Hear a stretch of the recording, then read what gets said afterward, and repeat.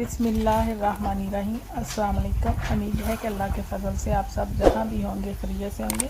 अल्लाह मियाँ आप सबको अपनी हिफाजत में रखें, अपने अपने घरों में खुश रहें और आबाद रहें। और मैं भी अपनी दुआ में सब ज़रूर याद रखा करें। इसके साथ हम चलते हैं भी अपनी आज की रेसिपी की तरफ। हमारी आज की रेसिपी आपने जैसे देख ही ली है, बहुत ही मज़ेदार सा ज़र्दा हम बनाएंगे जो बहुत ही जल्दी और आसान तरीके से बनेगा। यहाँ पे मैंने एक बड़ा गिलास चावल लेके इनको उबाल के रखा हुआ है फूड कलर डाल के।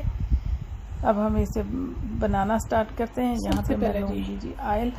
ये मैंने एक गिलास चावल लिए हैं, इसमें मैं हाफ कप के करीब जो है ना वो ऑयल लूँगी। आप अपने चावलों के हिसाब से जितना आप चावल लें आप उस हिसाब से ऑयल ले लें। ऑयल हमारा जी हल्का सा गर्म हो चुका है। अब इसमें मैं ऐड करूँगी 3 से 4 सब्ज़ इलायची। इनको भी मैं कुछ सेकंड के लिए फ्राई करूँगी। गर्म कर लेते हैं। साथ ही इसमें जाएगी मैंने जितने चावल लिए मैंने उसी गिलास से जो है ना वो चीनी ली है, क्योंकि हमारे यहाँ की चीनी जो है ना वो बहुत ज़्यादा मीठी नहीं है। आप अपने टेस्ट के हिसाब से लें। अब साथ ही इसमें जाएगा जी हाफ कप के करीब दूध। अब इसको मैं बहुत अच्छे से मिक्स करके मीडियम टू लो आंच पे इसकी चाश तैयार करूँगी। इसकी चाश जो है ना वो हमने एक तार की तैयार करनी है। यहाँ पे देखिए जी चाश हमारी बिल्कुल तैयार हो चुकी है। अब इसमें मैं ऐड करूँगी अपने उबले हुए जो चावल हैं वो।